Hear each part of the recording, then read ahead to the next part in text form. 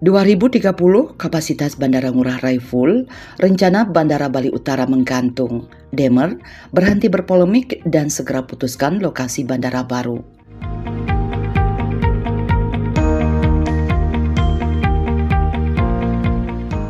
Rencana pembangunan Bandara Bali Utara kembali menjadi sorotan publik meski desain resmi bandara telah diluncurkan ke hadapan masyarakat.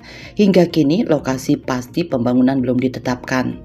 Ketidakjelasan itu memicu berbagai pertanyaan, terutama mengenai arah kebijakan pemerintah serta kepastian investasi dari para calon investor yang sejak awal menunjukkan minat. Padahal proyek bandara ini digadang-gadang sebagai strategi besar pemerataan pembangunan Bali. Menanggapi situasi tersebut, anggota Komisi 6 DPR RI Dapil Bali Gede Sumarjaya Linggih alias Demer menegaskan bahwa proyek ini tidak dapat dipandang remeh. Ia menyampaikan bahwa persoalan pembangunan bandara baru merupakan isu serius mengingat kapasitas Bandara Ngurah Rai diproyeksikan mencapai titik penuh pada tahun 2030. Demer yang juga Ketua DPD Partai Golkar Bali menjelaskan bahwa keterbatasan kapasitas Bandara Ngurah Rai akan menjadi persoalan mendasar bila tidak segera diantisipasi. Menurut anggota fraksi Golkar DPR RI itu, penentuan lokasi bandara tidak bisa bergantung pada wacana politik atau kepentingan kelompok tertentu.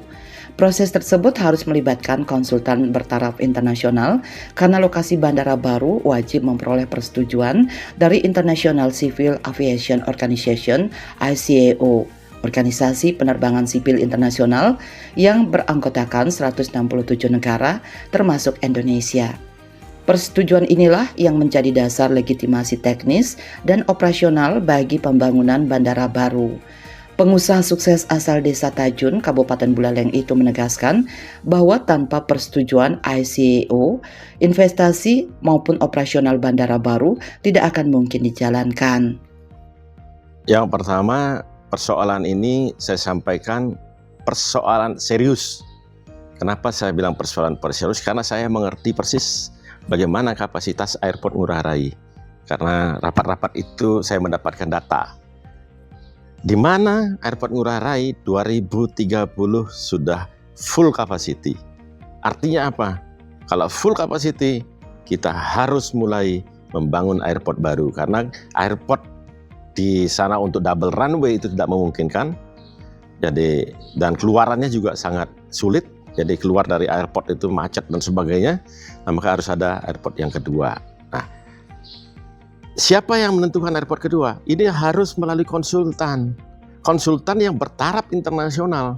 Kenapa konsultan bertaraf nasional? Karena konsultan tersebut harus nantinya yang menjadi daerah airport itu atau yang ditunjuk menjadi tempat untuk airport itu harus di-approve atau disetujui oleh ICAO namanya. Kalau bahasa Indonesianya ICAO, International Civil Aviation Organization. Nah, ini diikuti oleh siapa? Diikuti oleh 167 negara termasuk Indonesia yang sudah ikut dengan organisasi ini. Inilah yang menentukan nanti. Kalau disetujui, maka asuransi bisa masuk. Nah, penerbangan maskapai bisa masuk. Tapi kalau tidak, asuransi nggak akan mau masuk. Maskapai penerbangan tidak akan pernah jadi mendarat. Percuma bikin airport. Jangan kita yang lokal menentukan. Ini saya bisa bingung gitu loh. Dipindahin di kanan, di kiri, ada di barat, di timur, ada di laut, di darat. Ya tolonglah, kita ini sudah pada punya intelektualitas lah. Mari kita bersama-sama berdiskusi berdasarkan keilmiahan, ya, berdasarkan aturan-aturan internasional. Karena apa? Karena yang mempergunakan ini bukan kita. Yang mempergunakan ini adalah internasional. Ya, kalau tidak sesuai dengan SOP, standar operating procedure mereka, nggak akan ada itu airport itu dikunjungi wisatawan yang kita harapkan. Terkait polemik lokasi yang tak kunjung diputuskan, Demer menunjukkan kekecewaannya. Ia menilai bahwa penentuan wilayah tidak boleh dilakukan secara sembarangan atau berubah-ubah tanpa dasar yang kuat. Menurutnya, keputusan harus dibuat melalui kajian ilmiah dan berpedoman pada standar internasional, mengingat bandara ini akan digunakan oleh penerbangan global, bukan hanya domestik. Demer menyatakan bahwa krisis kapasitas Bandara Ngurah Rai akan memberi dampak langsung terhadap industri pariwisata Bali dalam beberapa tahun ke depan. Ia memperingatkan bahwa pada 2030, tanpa bandara baru, jumlah wisatawan berpotensi stagnan dan memicu perang tarif hotel. Dan yang bahaya nanti di 2030 adalah ketika ini tidak ada airport baru, akan terjadi yang namanya perang tarif hotel.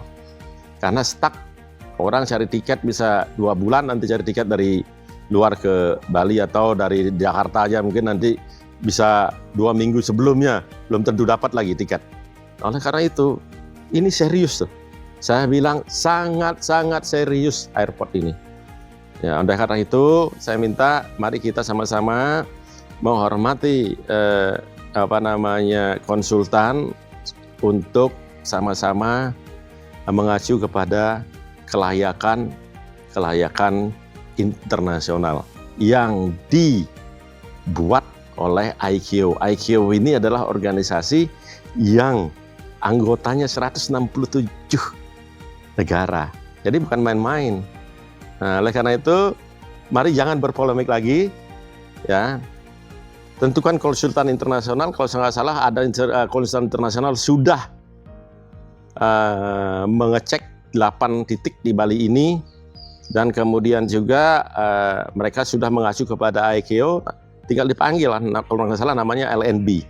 Nah, tolong yang memangku kepentingan memanggilnya, kemudian juga saya minta Menteri Perhubungan dalam hal ini untuk segera menindaklanjuti ini.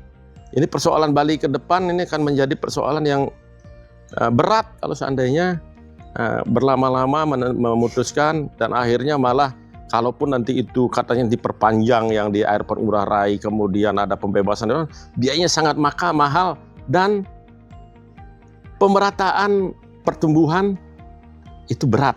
Karena sekarang ini pemerataan pertumbuhannya juga tidak terjadi. Ini yang Bali ini berat karena pemerataan pertumbuhan tidak terjadi. Perlu diketahui bahwa pertumbuhan yang tinggi tidak ada artinya ketika tidak berkualitas, artinya ketika tidak jadi pemerataan. Pertumbuhan yang tinggi harus terjadi pemerataan sehingga tidak terjadi Gini rasio yang tinggi. Nah, kalau Gini rasio yang tinggi ini bahaya juga.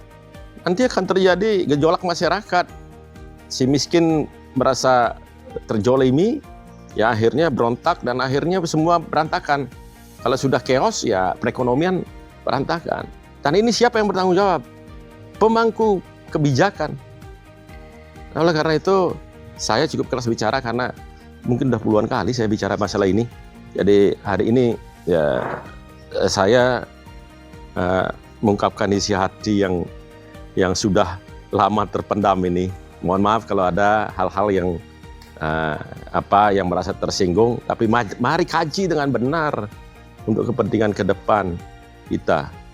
Saat menanggapi pertanyaan mengenai ketergantungan Bali terhadap Bandara Ngurah Rai, Demer menegaskan bahwa kondisi tersebut sangat rentan. Ia mencontohkan bahwa banyak negara dan kota besar di dunia memiliki lebih dari satu bandara sebagai langkah antisipasi. Thailand dan Jakarta masing-masing memiliki 3 bandara, sementara Singapura memiliki infrastruktur bandara yang jauh lebih siap. Menurutnya, Bali seharusnya tidak berbeda. Demer memberikan peringatan tegas. Ia menekankan bahwa pembangunan bandara internasional menuntut transparansi penuh dalam setiap tahap prosesnya. Menurutnya, jika berbagai masukan dan kajian yang telah disampaikan selama ini terus diabaikan, hal tersebut akan menjadi dosa sejarah bagi para pengambil keputusan. Ia menilai bahwa kelalaian dalam memastikan kejelasan dan keterbukaan justru akan membawa konsekuensi besar bagi masa depan Bali. Kalau kita bicara airport ini, itu sebenarnya di mana-mana airport itu. Kita ngomong Thailand 3 airportnya ya. Kita ngomong di Jakarta aja ada 3 juga, di Singapura apalagi. Sampai semua negara punya airport lebih dari 1. Apalagi kita Bali udah tahu waktu gunung erupsi Buleleng agak aman, di daerah utara, di selatan berat, airportnya sempat tutup dan sebagainya. Kemarin ada blackout segala macam. Ini problem-problem yang begini harus ada yang namanya reserve paling tidak. Ya lebih bagus lagi punya dua, itu jelas gitu loh. Ya kalau ban mobil aja pecah kita harus punya reservenya gitu loh. Kalau ini kita di airport ini, kenapa sih? Apa susahnya? Dan saya dengar investor mau. Pemerintah hanya mengeluarkan kebijakan. Kecuali pemerintah memakai uang rakyat, itu perlu pertimbangan yang lebih matang, lebih jauh gitu. Yang lainnya udah ada investor, ada beberapa yang mau gitu. Ya sekarang sih tinggal pertentangan antara darat dengan laut. Ya itu tinggal dicek kelayakan secara teknisnya. Ya secara teknis yang saya maksud, memungkinkan nggak itu dibuat, umpamanya kayak di laut, memungkinkan itu dibuat gitulah. Kemudian bisa nggak berstandar ICAO itu? Karena standar ICAO itu menimbulkan kepada kepercayaan asuransi. Nah, standar ICAO juga menimbulkan kepercayaan maskapai. Nah, kalau tidak dipenuhi, ya tidak bisa juga gitu loh. Nah ini, dan saya yakin orang-orang yang pintar-pintar kok, rata-rata S2 semua itu, ya direksi kadisnya juga gitu loh. Mungkin Pak Gubernur mungkin ya karena jabatan politik ya, tapi kan masih banyak tuh kadis-kadis dan sebagainya memberikan informasi yang tepat harusnya, apa yang terjadi, apa yang secara teknis, apa yang secara internasional, karena kita mau buat airport ini airport internasional.